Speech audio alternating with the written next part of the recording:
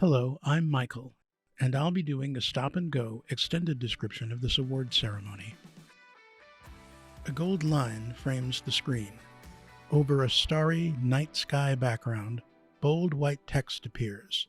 Pegasus Awards 2021. A logo for the Poetry Foundation sits nestled atop a cloud. Thin lines animate to connect a group of twinkling yellow stars into a constellation. A gray etching of a Pegasus horse appears, rearing on its hind legs, wings outstretched. When the program begins, the text, logo, and constellation are wiped away and replaced with two gold-outlined video windows. A small window in the lower left corner contains American Sign Language interpretation. This ASL window persists throughout the program, as do open captions, which appear centered at bottom. A large window dominates the center of the screen. Here, the main speakers appear and address viewers directly. This central video window gives way at times to various graphic layouts set against the starry background. Headshot photographs and name IDs, quotations in bold white text, and messages congratulating or announcing winners. At times, poets read aloud their own compositions. They appear on the left, while the text of their poem appears at right. Each verse of poetry is outlined in a red rectangle as the poet reads. This rectangle moves down line by line through the written text until the screen is refreshed with new stanzas of poetry. The official program will now begin. Hello, and welcome to the 2021 Pegasus Awards, the Poetry Foundation's annual celebration of poets. I'm Michelle T. Boone, president of the Poetry Foundation. My pronouns are she, her. I am an African-American woman wearing a pink floral dress, and I'm also wearing glasses. We're so excited to celebrate our award winners and the poetry community tonight. We've all been impacted by the COVID-19 pandemic and want to acknowledge the toll it has taken on writers, readers, educators, parents, and the many others that make the world of poetry vibrant. It's been a long year of uncertainty, resilience, reckoning, and accountability. We here at the Poetry Foundation are continuing our journey to make our organization and programs more inclusive, accessible, and equitable. And we cannot wait to welcome you in person again soon. This welcome message takes place in a double-height library space filled floor to ceiling with books. Some display shelves feature poetry books and framed magazines. During the upcoming land acknowledgement, the Poetry Foundation building is highlighted with its modernistic zinc and glass structure and its transparent enclosed garden.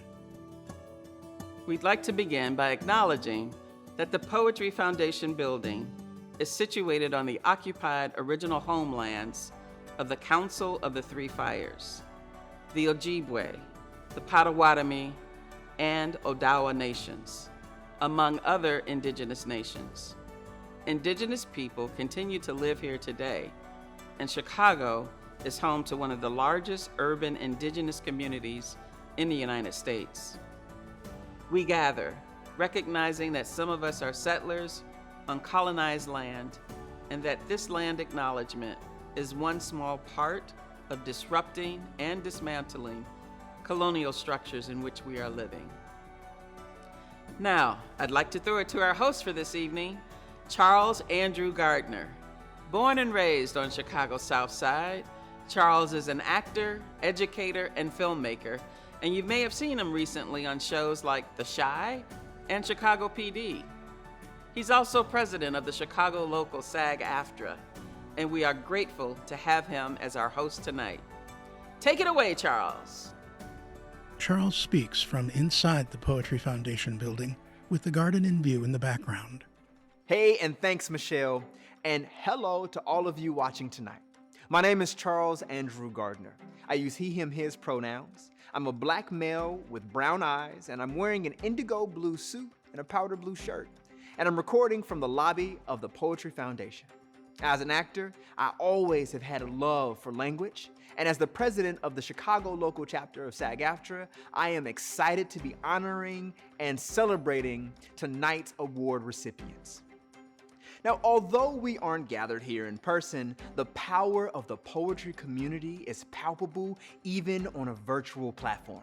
This past year, through dozens of online readings, workshops, social media and blog posts, podcasts, and much, much more, you have proven that the poetry can still be created, experienced, and loved in a virtual setting. We dedicate this ceremony to all of you, poets and readers, writers and artists, teachers and students, editors and critics, publishers, librarians, parents, and youth who make the world of poetry so vibrant, impactful, and important. Let's cover some accessibility notes. To turn on captioning, find the CC icon at the bottom of the video window. Captions will show up next to the ASL interpreter's video. To the right of the screen, you'll find the live chat box where you can give our award winners all the virtual snaps and love they deserve. Take a moment to type into the chat where you are watching from tonight. A prompt appears on screen. Where are you watching from tonight? You can also use the chat box to ask any technical questions, as Poetry Foundation staff will be on hand to assist. Tonight, we celebrate the accomplishments of contemporary rock stars in poetry. Headshots of two women appear. Patricia Smith will be honored with the Ruth Lilly Poetry Prize, and Susan Briante with the Pegasus Award for Poetry Criticism. A new layout of 5 headshots. Bryan Byrdlong, Stephen Espada Dawson, Natasha Rao, Noor Hindi, and Simon Shieh will be recognized as this year's Ruth Lilly and Dorothy Sargent Rosenberg Poetry Fellows. Our program features readings and remarks from this year's winners, as well as tributes from other poets, collaborators, and colleagues in recognition of their contributions to poetry.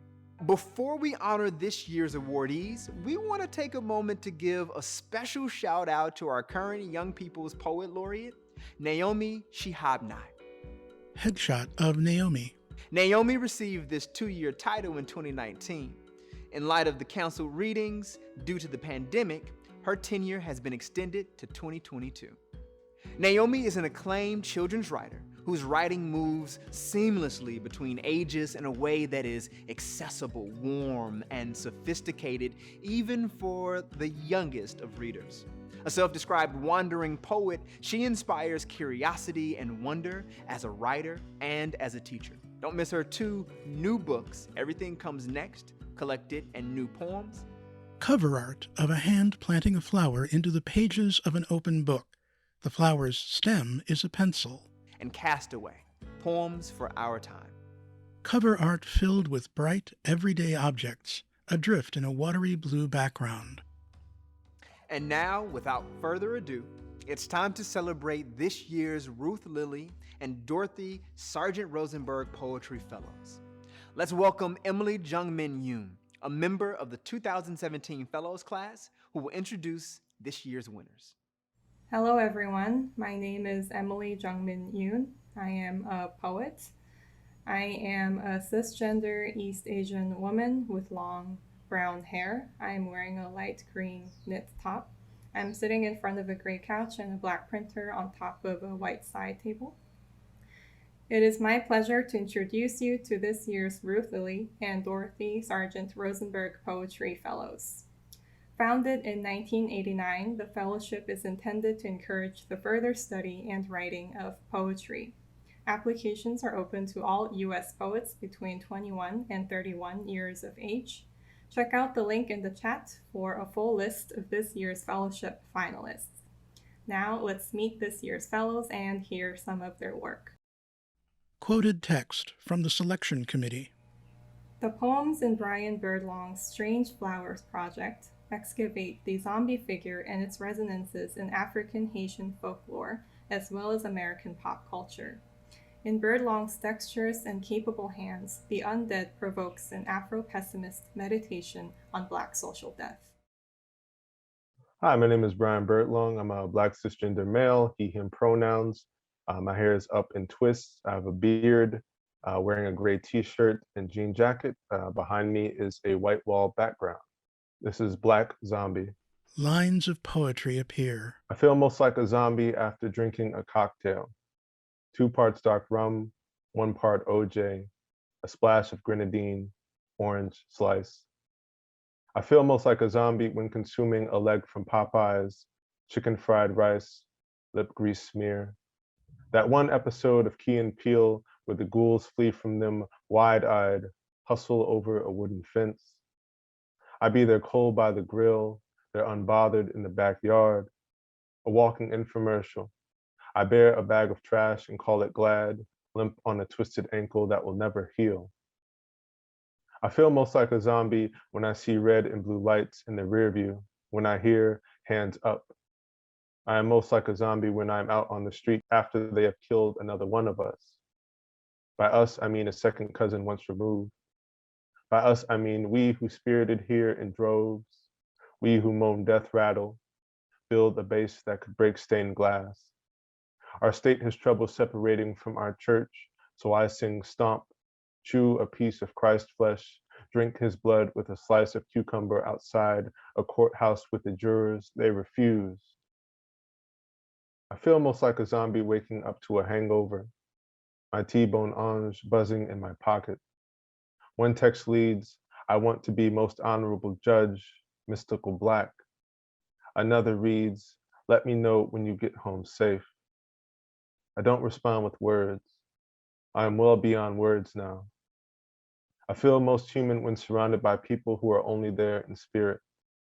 I feel most human when they pull my water from the ground, pour me into a tej, 2 parts water, 1 part honey. I feel most human when they hold the white wine, add some barbancourt, small saucepan, low flame. When the stirring has stopped, when the strainer has given its last drop, I offer them something to drink. Thank you. I'm so stunned by how the zombie figure transforms throughout the poem, from pop culture references to the ultimately heartbreaking ending. Thank you so much, Brian. Quoted text from the selection committee. Stephen Espada Dawson's poems portray loss and what will soon be lost, reminding us to value who is here with us now. A sense of love and wonder threads through each detail. My name is Stephen Espada Dawson. I'm a poet and teaching artist. I take he, him pronouns. I am a Mexican-American man with glasses and a floral shirt. I am sitting by a bookshelf and a wall with plants and pictures. This is my poem, A River is a Body Running. Lines of poetry appear. The first time I found my brother overdosed, he looked holy, a thing not to be touched, yellow halo of last night's dinner, his skin blanched blue, fresco, patron saint of smack. A cop, flustered, tugged up his shorts, plunged a needle into a pale thigh. He hissed, awake, like a soda can. The paramedic spoke slowly in his ear like a lover, asked him what color yellow and red make. What is the difference between a lake and a river? In the corner, I whittle my brother's used syringe into an instrument only I can play. Thank you. Thank you, Stephen, for this masterful balance between tenderness and horror. Quoted text from the selection committee. Noor Hindi's unapologetically Arab, queer, and feminist voice inventively spans a range of forms, reminding us that poetry is a genre of resistance. Hi, my name is Noor Hindi. I'm a poet and reporter, and I use she, her pronouns. I'm currently sitting in a room with two mirrors behind me wearing a red blazer, and the title of the poem I'm going to be reading is Fuck Your Lecture on Craft, My People Are Dying. Lines of poetry appear. Colonizers write about flowers. I tell you about children throwing rocks at Israeli tanks seconds before becoming daisies. I want to be like those poets who care about the moon. Palestinians don't see the moon from jail cells and prisons. It's so beautiful, the moon. They're so beautiful, the flowers. I pick flowers for my dead father when I'm sad. He watches Al Jazeera all day. I wish Jessica would stop texting me Happy Ramadan. I know I'm American because when I walk into a room, something dies. Metaphors about death are for poets who think ghosts care about sound. When I die, I promise to haunt you forever. One day, I'll write about the flowers like we own them.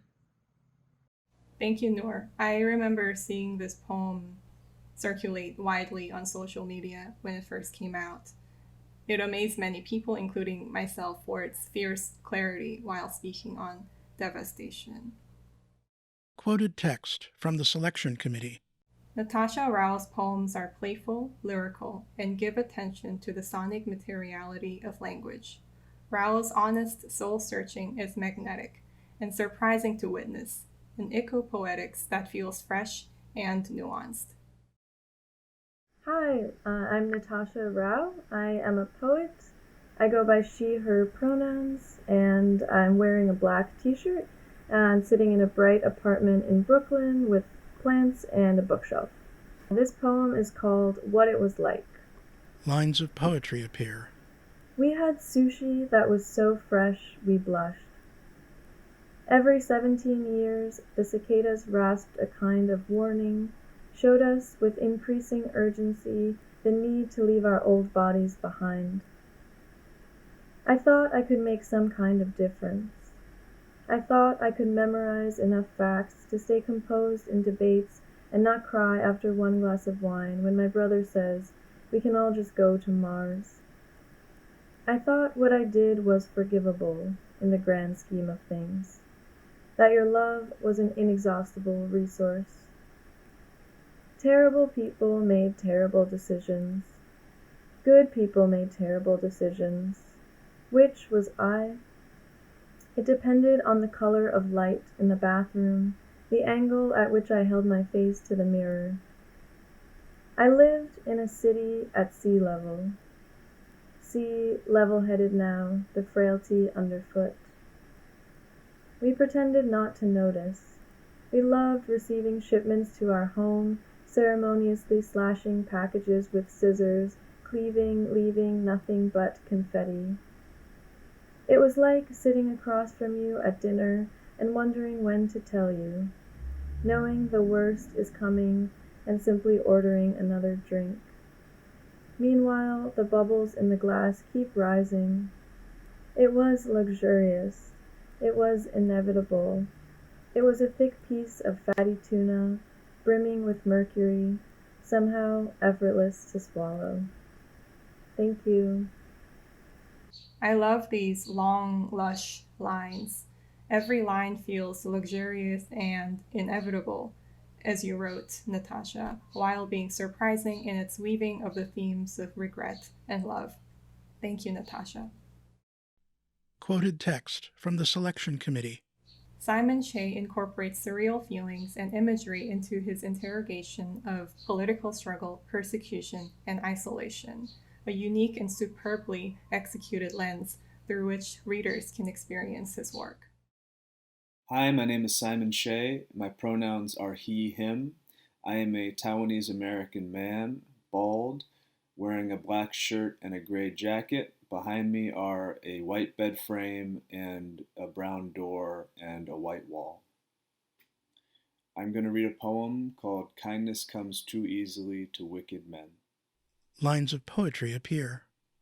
In every ballroom, he is the chandelier.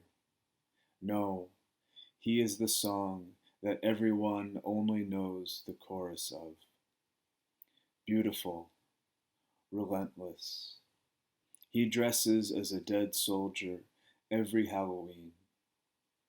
In the army, he says, you are dirt under the nails of your country. My mother wants him dead. The family of a young girl wants him dead. In the pockets of his old fatigues, a torn zodiac and a rusted metal spoon. Never in my life did I believe I knew him. Once, in a fit of rage, he named every star in the sky after a dead man. Premature blessing. One night, in a Taiwan hospital, a man cut my mother open and took my body out. Deliverance. Years later, she will tell me, we never remember the men who we cannot forget. He gave me a necklace of teeth. He laughs each time someone says the word God. Every day I guess his favorite color, and every day I get it wrong. Mercy, sweet throat. Mercy, blackbird. He once wrote a song about me in the middle of the night. When I sing it, a black snake slithers from my mouth. Thank you. I really appreciate how this poem is visualized, gorgeously swinging across the page, indeed like a chandelier. Thank you, Simon. Congratulations again to this year's Ruth Lilly and Dorothy Sargent Rosenberg Poetry Fellows. Your work is truly incredible and important. Thank you. Photos of all 5 fellows reappear and then fade. A message appears in white text. Congratulations, fellows. Congratulations once more to this year's Poetry Fellows. Check the chat and the video description below for links to the fellows' work. We hope you continue to support them. Now it's time to honor the critics. Literary critics can contextualize and cast light on the importance of a poet's work, life, and archives. Great critics shape our understanding of our culture, but also our understanding of ourselves. The Pegasus Award for Poetry Criticism, first awarded in 2014, recognizes the best book of literary criticism published in the previous calendar year. This could be a biography, essay collection, or other critical books on the subject of poetry. This year's finalists were Cover art, a black and white photo of a woman who speaks at a microphone against a bright green background. Audre Lorde, Dream of Europe, Selected Seminars and Interviews 1984 to 1992, edited by Myra Rodriguez Castro. Quoted text from the selection committee. An important addition to the canon of Lorde's work and influence, this collection of lectures, performances, and priceless Q&As present Lorde as educator and speaker in the intimate environment of the classroom. It's an opportunity to look at Lorde from a detailed perspective, tapping into both her processes as an educator and a writer. Reading through the collection feels like you're a student as well. Cover art, a painted portrait of a man by the artist Modigliani. And our second finalist, Max Jacob, A Life in Art and Letters by Rosanna Warren. Quoted text from the selection committee. Warren's attention to scholarly detail alongside playful anecdotes creates the fullest picture to date of Jacob's many facets and passions, which, like his friend's development of Cubist painting, cohere into a sum larger than their parts. Cover art, a neon orange color field with vertical cyan stripes. And the winner of this year's Pegasus Award for Poetry Criticism is Susan Briante for her book Defacing the Monument, published by Noemi Press. Congratulations, Susan. Let's welcome poet Daniel Brzezinski to say a few words about Susan and the book. Hi, I am Daniel Brzezinski. I am in my home in Chicago. I'm wearing a dark blue shirt and sitting in my office on a red couch. I knew Susan Briante's poetry before I knew her criticism. Susan's 2016 book, The Market Wonders, is one of my favorite collections of poetry of these last few years. Defacing the Monument, the critical accomplishment we are celebrating today, exemplified for many readers a new way of both writing criticism and a new way of demonstrating how a deep engagement with the literature that is most important to you can be accomplished through both analytical rigor and personal exploration. Defacing the Monument examines some of the most important literary questions of our day. How do we write about other people? How do we write about violences and traumas we have not experienced? How do we write about social violence, racial violence, state violence? And how do we think about our own complicity and responsibility without shying away from it, without retreating into cynicism or silence? For this and for so many reasons, I admire Susan Briante's work as a poet, translator, activist, teacher, and as one of our most important chroniclers of this literary moment. I'm thrilled to see her book receive this prestigious recognition and can't wait to see what Susan will write and publish in the future. And now, a few other collaborators will discuss more about Susan and her brilliant work. Against a neon orange color field, bright cyan stripes rise vertically and undulate in waves. Colored text appears, Defacing the Monument by Susan Briante. A video tribute follows, featuring visuals that include quotes and graphics from Briante's book, views of the desert landscape at the U.S.-Mexico border, and photos of Briante with diverse students and collaborators in the field and in classrooms. When the topic is raised of undocumented workers, close-up scans of legal documents, redactions, and signatures flash on screen, showing phrases such as illegal entry, criminal, guilty, and more. The tribute includes testimonials by the following 5 individuals, in order of appearance. Susie F. Garcia, Executive Editor, Noemi Press. Douglas Kearney, Graphic Designer, Defacing the Monument. Raquel Gutierrez, Poet, Writer, Critic, Educator. Carmen Jimenez Smith, Publisher, Noemi Press. Joanna Williams, Executive Director, Kino Border Initiative. Susie F. Garcia begins. Susan Briante's Defacing the Monument weaponizes documents surrounding migration in the United States to unravel the stories behind the system. Douglas Kearney. This book is largely documenting the experiences of people who live along the border, particularly those who are hoping to cross. Raquel. It is prose, it is poetry, it is the panoply of documents. Carmen. It's a memoir of a writer who is taking into consideration her positionality and thinking about living on the U.S.-Mexico border. Susie. She's trying to open the conversation about how can we relate to these people as individuals instead of this large mass that the media would like us to see. She writes from the position of a white woman who has an academic position, so is able to move very easily between the U.S. and Mexico. That was something that she was very aware of. Joanna. I'm the executive director of the Kino Border Initiative, which actually appears many times in Susan's book. She would bring her students down to be present to migrants in Nogales, Mexico, to know that the folks who are at the border are more than just their challenges.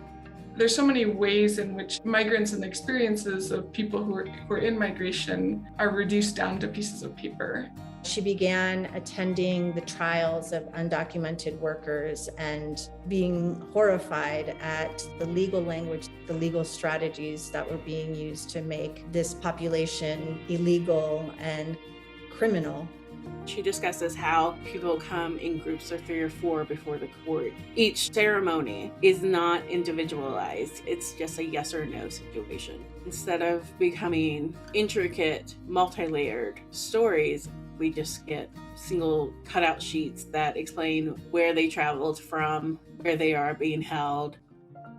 Defacing the Monument is both a book that teaches and a book that confesses about documentary poetics. Susan says, how do I approach documentary poetics in a way that is anti-racist, that is ethical, that doesn't take on the burdens of another community and then profit off of them? At its core, documentary poetics is a sense of looking beyond the lyric subjectivity, the central speaker, and using materials, perspectives, documents, photographs to deepen one's relationship to the subject. The visuals in the book are really important.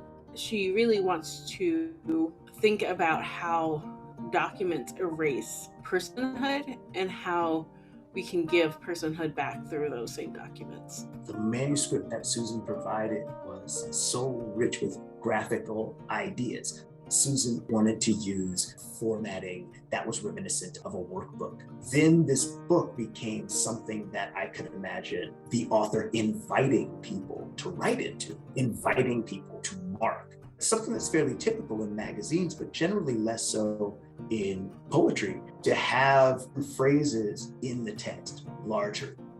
You can think about them as pull quotes, like as if I were underlining something and saying like this phrase here. It was really about exactly what we would do to a document, pulling and highlighting it and changing it just a little bit so that you may read it one way the first time and then read it again the second time.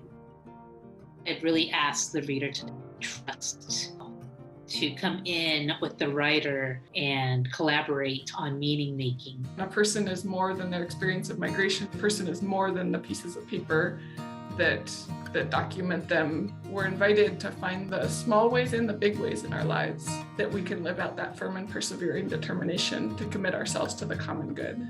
Poetry is the start. Poetry is the conversation. Poetry can be the spark, but if you let it die, you're not doing enough. The action isn't making the art. The art is what inspires the action. So is reading the book enough? No. Any more than I would imagine Susan Briante feels that writing the book was enough. What I'm hoping that people will walk away with is this sense of discomfort and therefore this need to act. Poetry reframes the document. It removes it from its mundane, oftentimes cruelly banal, bureaucratic space, and moves it into this space where we are expecting juxtaposition, illumination, tension, undercutting. She's always challenging herself to say, well, is this enough? What would it look like for me to affect change in a more dramatic way? She's always inviting herself to push further, which I think in turn invites the reader to push further and invites us to go deeper into our journey. So I think she's well deserving of this extraordinary honor. A message appears in white text. Congratulations, Susan Briante.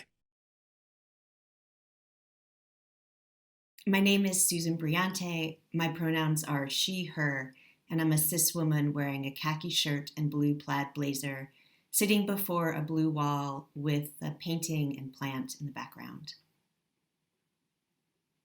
Thank you, Daniel Borzuski, for that introduction. And thank you to the Poetry Foundation and its panel of judges for this honor. I'm so grateful to be in the company of this year's other finalists and to share this recognition with them. In the summer of 2017, I began going to the US-Mexico border with grad students from the University of Arizona to write about environmental and social justice issues, including immigration.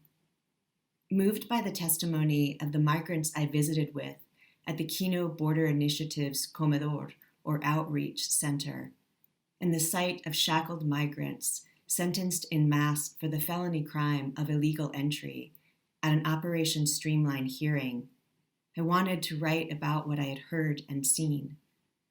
But a series of ethical questions began to come up for me and our grad students around the act of telling other people's stories, the role of witnessing, and the ethics of the documentary project. In defacing the monument, I turned to the work of poets and documentarians who provided a series of potential models and methods for how to approach these issues. I'm indebted to the legacies of writers like Muriel Rukeyser and James Agee, who expanded the possibilities for documentary forms, and mentors such as Brenda Hillman and C.D. Wright, whose documentary projects and activism inspired me. I'm incredibly grateful to Banu Kapil, Layli Longsoldier, M. Norbese Phillip, and Kathy Park Hong, among others whom I include in this book. I hope my readings have done justice to their art. I want to thank the participants in the Southwest Field Studies in Writing program and my colleagues at the University of Arizona's Creative Writing MFA for supporting this work. Defacing the Monument would not have existed without the brilliant team at Noeme Press, and I extend my deepest appreciation to Susie Garcia, Sarah Zemsky, Douglas Kearney, and Carmen Jimenez Smith for their work, support, and vision. I offer my love and gratitude to my partner Fareed Matuk and our daughter G. It's an honor to think and write and live with you. Finally, I want to send my heartfelt thanks to those organizations working tirelessly and with endless creativity to provide aid and advocacy to migrants at the U.S.-Mexico border under constantly changing and always challenging conditions. I have donated 50% of my royalties from this book to the Kino Border Initiative and will continue that practice. In addition, tonight I'm happy to share with them and other organizations working on the U.S.-Mexico border 50% of the Pegasus Prize money. The poets and artists I write about in Defacing the Monument are a testament to the vital intersection of art and justice. The work of organizations such as the Kino Border Initiative provide us with an important reminder that our activism should never remain exclusively on the page. And now I'll read a selection from Defacing the Monument. In the 5th floor apartment that serves as a migrant women and children's shelter in Nogales, Sonora, an 18-year-old girl who wants to see her father, a woman from Central America who left under death threat, a mother who fled an abusive relationship and now needs to make money to support her children and grandchildren, and an 80-year-old who wants to cross into Nogales, Arizona for the 8th time so she can sell paletas from a pushcart. A nun prods them into telling their stories to us, 4 women and 1 man visiting from a creative writing program at a state university just an hour north of them. The eldest woman stands, raising her hand as if testifying or praying. She says, "When the first President Bush came into office, he tried to make life hard for migrants. But we rose up," she explains, and stopped him. She says, as soon as she can, she will go back to the popsicle factory, to her boss. She tells us her boss's name and address, says her boss will give her a card to help her stay as soon as she can get back.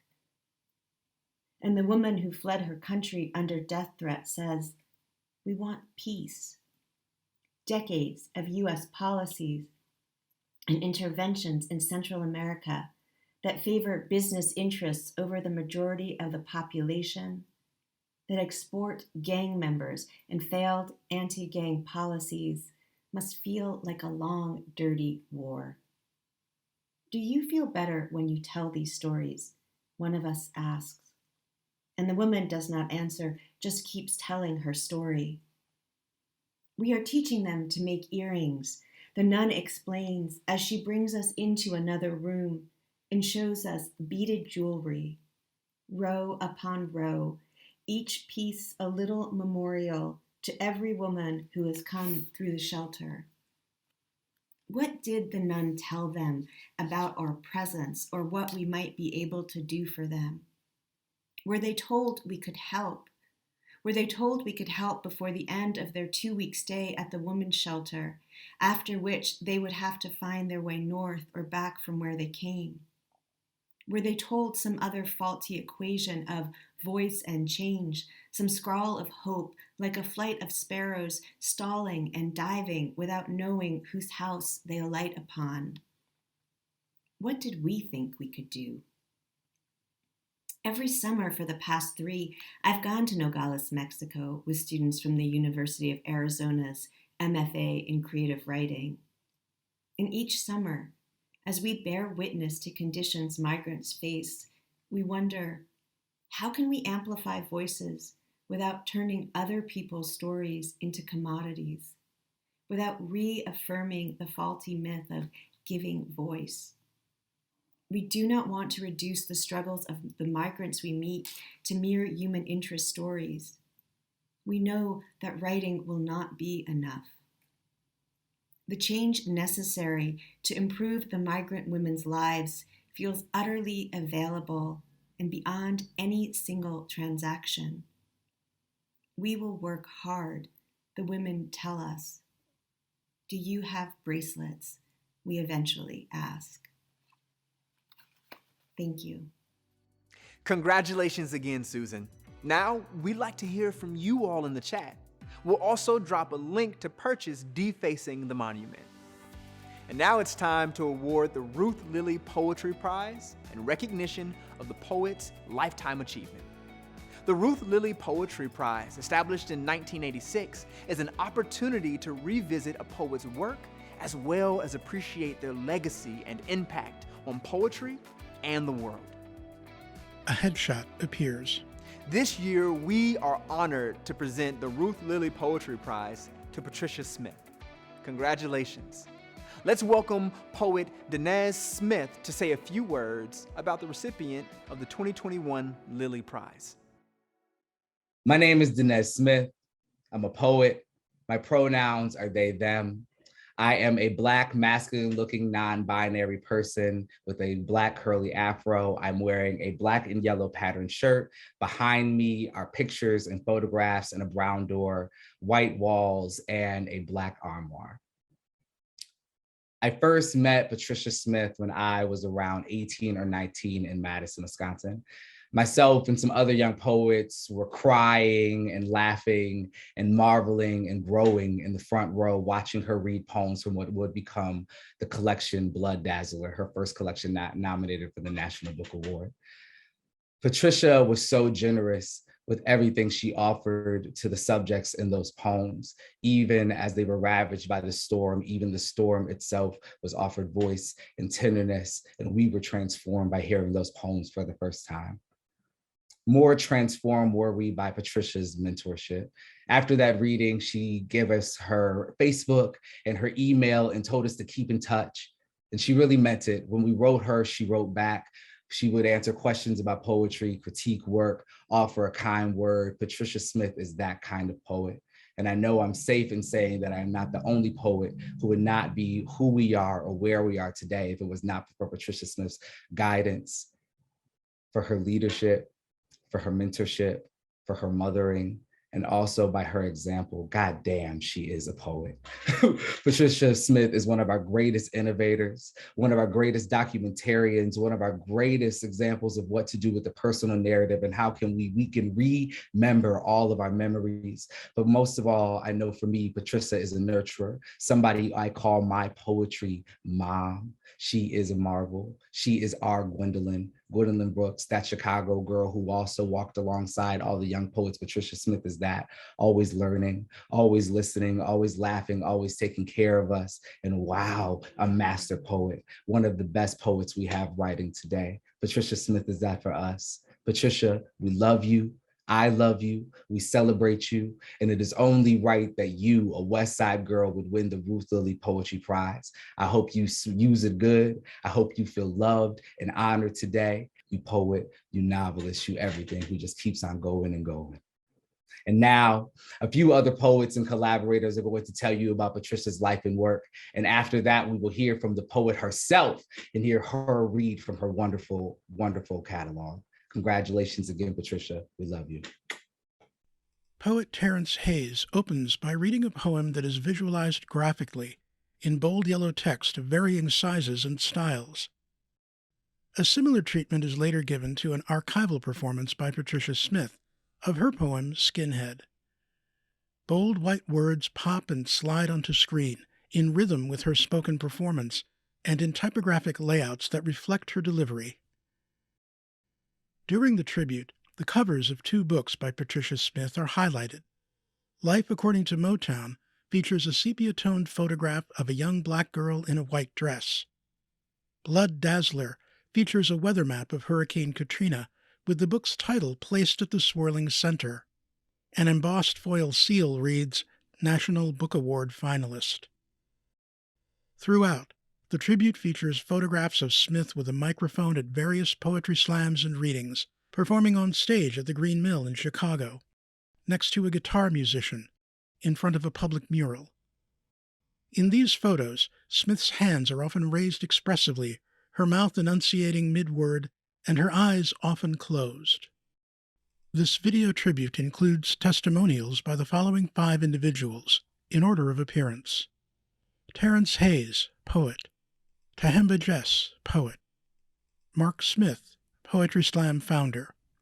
Mahogany Brown, poet, writer, organizer, Lincoln Center's first poet-in-residence. Kwame Dawes, poet, writer, editor, professor. Terence Hayes begins. Smith is a common surname among 2.4 million mostly African-American Americans. You are likely some kin to a Smith. You may feel like someone floating in a swimming pool animated by lightning reading Smith. It may feel like someone has kissed your scalp to instigate time travel. So when I wrote this poem for her birthday, there is a passage in it when I'm really trying to describe what it's like to read a Patricia Smith poem animated by lightning. The name Patricia Smith is spelled out letter by letter in typewriter font. A portrait photo of Smith, whose piercing gaze fixes on the camera. Tahemba Jess. Back in Chicago in the mid to early 90s, I ran across Patricia at the infamous Green Mill Poetry Slam. Patricia's from the West Side. She testifies to that kind of grit and that kind of enthusiasm and life that she was able to find growing up on the West Side of Chicago. Back in the day, slam was very, very new. Mark Smith was the guy who started the Green Mill. But he started as a kind of an effort to bring poetry back from the ivory tower.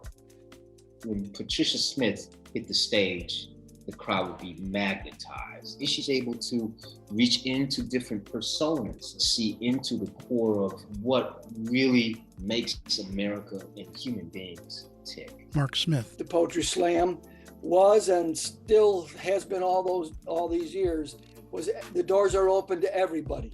Not only Patricia's, but most all of us at the beginning, our style was we're talking right to you on the street or in the kitchen. Mahogany Brown. And you rarely see someone who has the capability of having a piece, one piece, be that kind of universal tool, no matter where you're from. When she's done reading her piece, you find yourself in that piece. I was taught that poetry only lived in a specific body, in a specific voice, which usually it had nothing to do with being Black and woman. And when I saw her first piece, Skinhead, and then Medusa, everything in my life changed after seeing her perform these pieces, because here you have this moment where she gave humanity to such a monstrosity. They call me Skinhead, and I got my own beauty. It is knife scrawled across my back in sore, jagged letters. It is in the way my eyes snap away from the obvious. I sit in my dim matchbox on the edge of a bed, tousled with my ragged smell, slide razors across my hair, count how many ways I can bring blood closer to the surface of my skin. These are the duties of the righteous, the ways of the anointed. When you can see yourself through those really ugly and uncomfortable moments, then you have a chance to do right, to change it, to turn it back on itself. Kwame Dawes. There was a media explosion of poetry in performance, which was not unrelated to the politics of race, the politics of identity, the politics of class that has permeated the poetry world. And so there became this weird divide between what we call the performance poet and the page poet. The poets who were so-called performance poets were the crowd getters. People were responding to their work. People were responding to its spontaneity, its energy, and its incredible urgency. And these were often performers of color.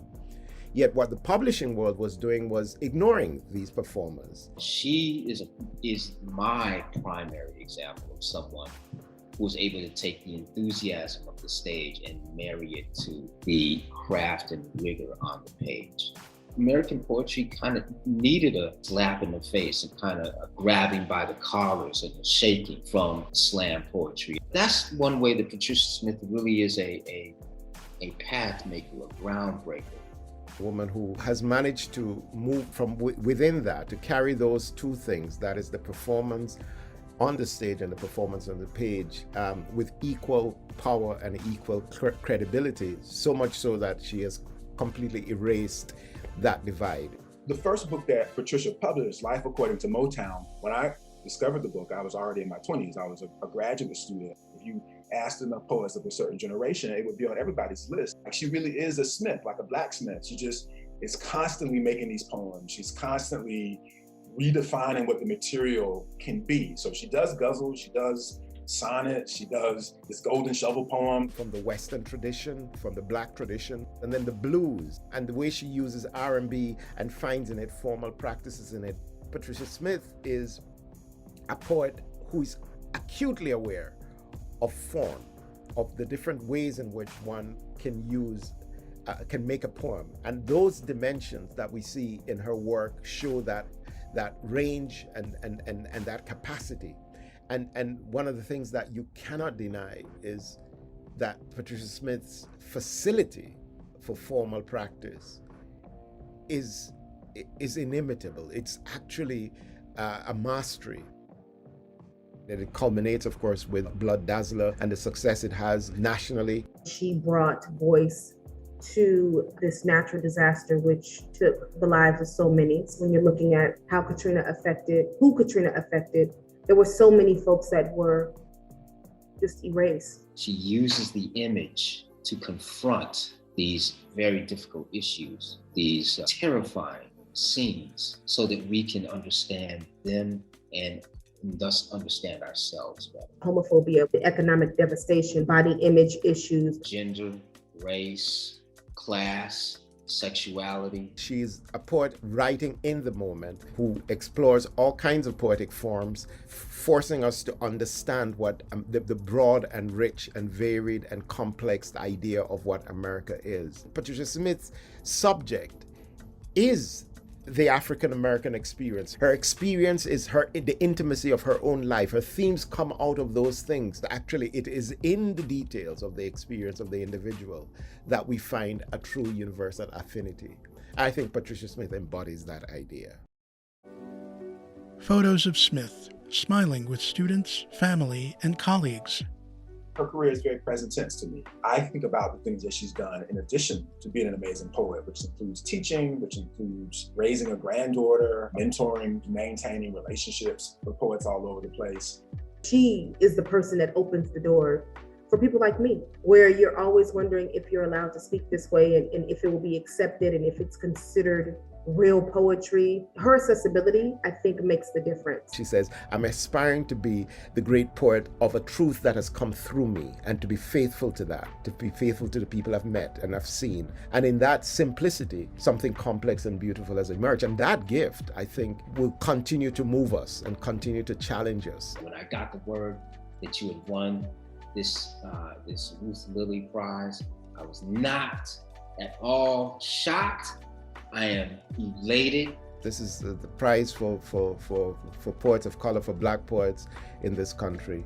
And your success is our success. You deserve everything. You deserved everything for a long time. Thank you for allowing us to see ourselves through you, through the work that you've encouraged us to do, you've given us permission to do.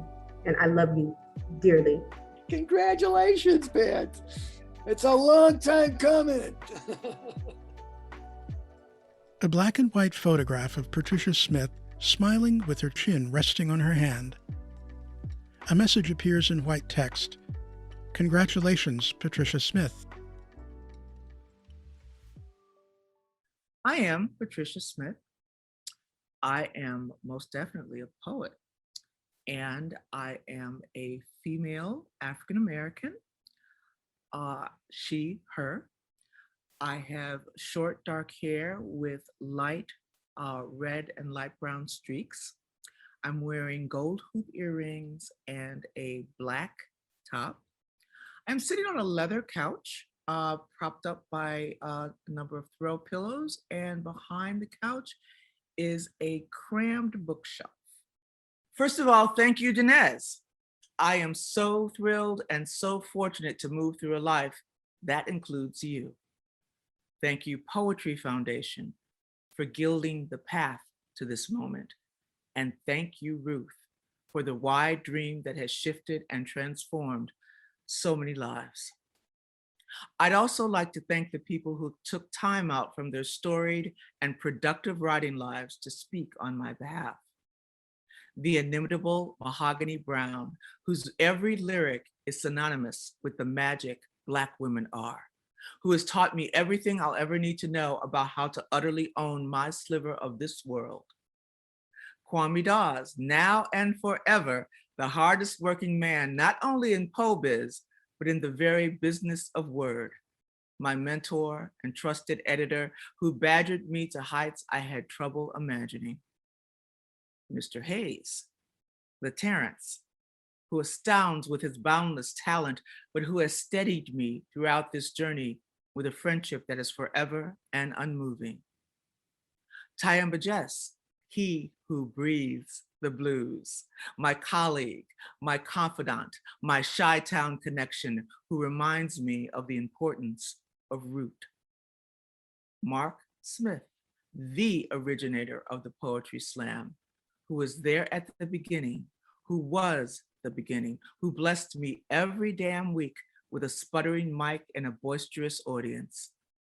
I don't think I've ever thanked you, Mark, for leading me to that cliff and nudging me forward until I had no choice but to leap. In fact, I owe gratitude to everyone who's touched this lifetime so far.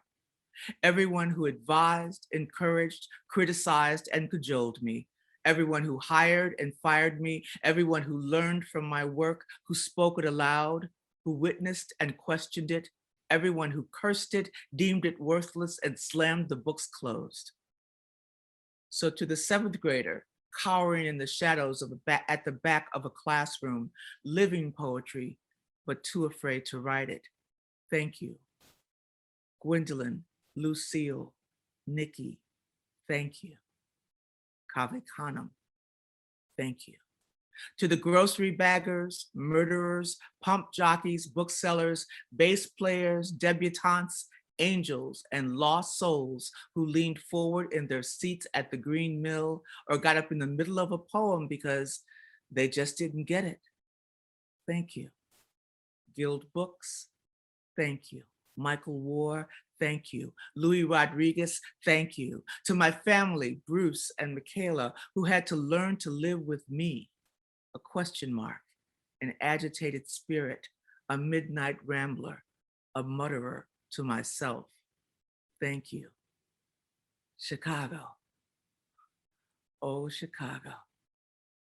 Thank you. Thank you. To the voice within me that never stops saying, you know you're just that girl from the West Side, don't you? Thank you. I owe all of you everything for helping me nurture this second throat that I found, for teaching me to be an unrelenting witness, and for convincing me once and for all that some people are born to be poets. And now I want to do a poem from my father, Otis Douglas Smith, the first person to ever call me a poet. When my father migrated to Chicago from Arkansas, he brought with him something I like to call the blues of the back porch, where we sat down every day and he told me wild stories about people who populated our world of the West Side. He taught me that there were other ways to look at the world beside what I was learning in school. When I was a kid, my mom told me that my father had wanted to give me the name Jimmy Savannah instead of the very, very structured and formal Patricia Ann Smith. And I never, ever forgave my mother for not letting him have his way. And this is a poem about the woman who could have worn that name. My mother scraped the name Patricia Ann from the ruins of her discarded Delta, thinking it would offer me shield and shelter that leering men would skulk away at the slap of it. Her hands on the hips of Alabama, she went for flat and functional, then siphoned each syllable of drama, repeatedly crushing it with her broad, practical tongue until it sounded like an instruction to God, not a name. She wanted a child of pressed head and knocking knees, a trip up in the double Dutch swing, a starched pinafore and peppermint in the sour pickle kind of child. Stiff-laced and unshakably fixed on salvation. Her Patricia Ann would never idly throat the Lord's name or wear one of those thin, sparkled skirts that flirted with her knees. She'd be a nurse or third-grade teacher or postal drone, jobs requiring alarm clock discipline and sensible shoes. My 4 downbeats were music enough for a vapid life of butcher shop sawdust and fatback as cuisine, for raids spritzed into the writhing pockets of a Murphy bed. No crinkled consonants or muted hiss would summon me. My daddy detested borders. One look at my mother's watery belly and he insisted as much as he could insist with her on the name Jimmy Savannah, seeking to bless me with the blues-bathed moniker of a ball breaker, the name of a grown gal in a snug red dress and unlaced all-stars. He wanted to shoot muscle through whatever I was called, arm each syllable with tiny weapons so that no one could mistake me for anything other than a tricky whisperer with a switchblade in my shoe. I was bound to be all legs, a bladed debutante hooked on Lucky Strikes and sugar. When I sent up prayers, God's boy would giggle and consider. Daddy didn't want me to be anybody's surefire factory, nobody's callback or seized rhythm, so he conjured a name so odd and hot even a boy could claim it. And yes, he was prepared for the look that my mother first gave him when he mouthed his choice. The look that said, "That's it, Otis. You done lost your goddamned mind." She did that thing she does, where she grows 2 full inches with righteous. And my daddy decided to whisper, "Love you, Jimmy Savannah," whenever we were alone, rechristening me the seed of Otis, conjuring his own religion and naming it me. Congratulations again, Patricia. Now let's head to the chat. We'll also be dropping links to purchase some of Patricia's books. Thank you to all of tonight's awardees for their incredible and impactful work. Please join me in giving them one more big round of applause in the chat. Check out poetryfoundation.org, where the video of tonight's event will be posted along with feature articles and other content related to our winners. At poetryfoundation.org/events, you will see a full listing of the Foundation's upcoming virtual readings, workshops, and programming for young people this fall. And finally, thank you all for making the poetry landscape so vibrant and fulfilling. Hopefully, we will all be able to gather in person at the Poetry Foundation again soon. Please stay well, take care of yourselves and each other, and have a great night. Text appears Thank you for joining us for the 2021 Pegasus Awards. Credits list permissions for book covers, photos, and poems used in this awards ceremony.